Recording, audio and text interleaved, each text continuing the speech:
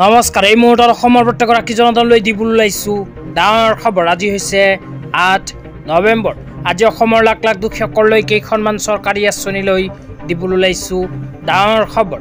তো যিসকল মানুহে ভিডিঅ'টোত ক্লিক কৰিছে অনুগ্ৰহ কৰি ভিডিঅ'টো স্কিপ নকৰি প্ৰথমৰ পৰা শেষলৈ চাই থাকিব, কিয়নো এইটো ভিডিঅ'ৰ মাজত PM কিষাণ আঁচনিৰ 21 নম্বৰ কিস্তিৰ পৰা আৰম্ভ কৰি শিক্ষাৰ্থীসকললৈ কেইখনমান গুৰুত্বপূৰ্ণ খবৰ প্ৰদান কৰিম।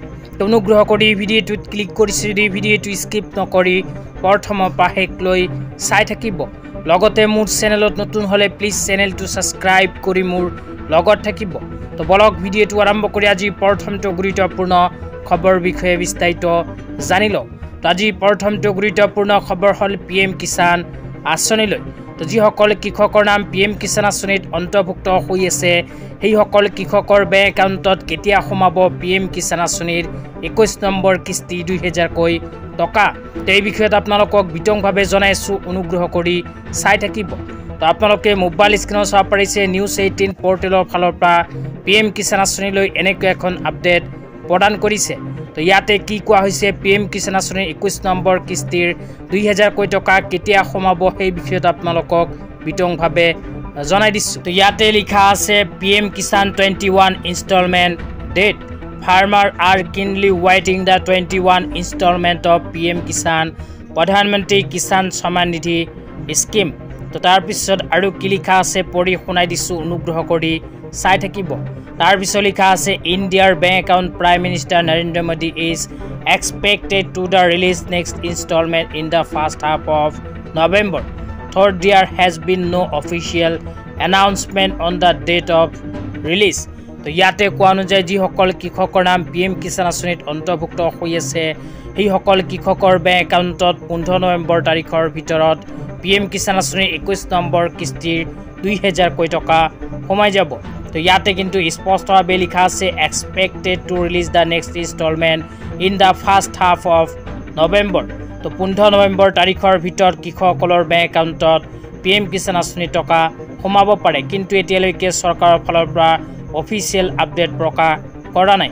তেতিয়া আপোনালোকক দিবলৈ ওলাইছোঁ আজি দ্বিতীয়টো খুবেই গুৰুত্বপূৰ্ণ খবৰ। আজি দ্বিতীয়টো গুৰুত্বপূৰ্ণ খবৰ হ'ল মুখ্যমন্ত্ৰী জীৱন প্ৰেৰণা আঁচনিলৈ। এইখন আঁচনিৰ জৰিয়তে লাখ লাখ শিক্ষাৰ্থীসকলে নিজৰ বেংক একাউণ্টত প্ৰতিমাহে 2500কৈ টকা লাভ কৰিব। আঁচনিখনলৈ ইয়াতে কোৱা হৈছে শেহতীয়াকৈ স্নাতক উত্তীৰ্ণ যুৱক যুৱতীলৈ অসম চৰকাৰৰ উদগনি। এবছৰলৈ মাহিলী 2500 টকাকৈ সাহায্য। আবেদনৰ অন্তিম তাৰিখ 30 নৱেম্বৰ 2025। তো ইয়াতে কোৱা অনুযায়ী অসম চৰকাৰে শিক্ষাৰ্থীসকলৰ বাবে আৰম্ভ কৰিছে এইখন আঁচনি। তো যিসকল শিক্ষাৰ্থীয়ে স্নাতক উত্তীৰ্ণ সেইসকল শিক্ষাৰ্থীয়ে এইখন আঁচনিত কৰিব পাৰিব আবেদন।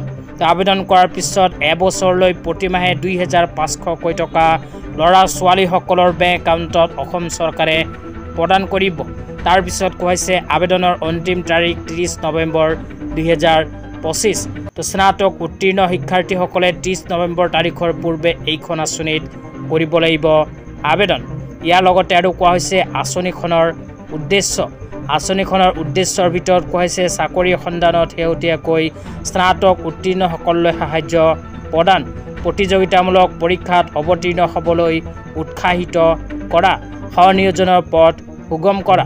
তাৰপিছত কোৱা হৈছে আঁচনিখনত আবেদন কৰাৰ বাবে যোগ্যতাৰ ভিতৰত কোৱা হৈছে অসমৰ ৰাজ্য কেন্দ্ৰীয় চৰকাৰৰ শিক্ষানুষ্ঠান অথবা ৰাজহুৱা প্ৰতিষ্ঠানৰ পৰা 2025 বৰ্ষৰ স্নাতক উত্তীৰ্ণ যুৱক যুৱতীয়ে এইখন আঁচনিত কৰিব পাৰিব আবেদন। লগতে আৰু কোৱা হৈছে অসমৰ স্থায়ী বাসিন্দা হ'ব লাগিব। তো আপোনালোকে যদি আঁচনিখনৰ বিষয়ে বিতংভাৱে জানিব বিচাৰে তেন্তে 8099897266 এইটো ফোন নম্বৰত ফোন কৰি আঁচনিখনৰ বিষয়ে সবিস্তাৰে জানিব পাৰে। তো আঁচনিখনৰ ৱেবছাইট হ'ল dids.assam.gov.in। তো আজি ইমানেই। ভিডিঅ'টো চাই কেনে পালে নিশ্চয় এইটো ভিডিঅ'ৰ কমেণ্ট বক্সত কমেণ্ট কৰি জনাই দিব।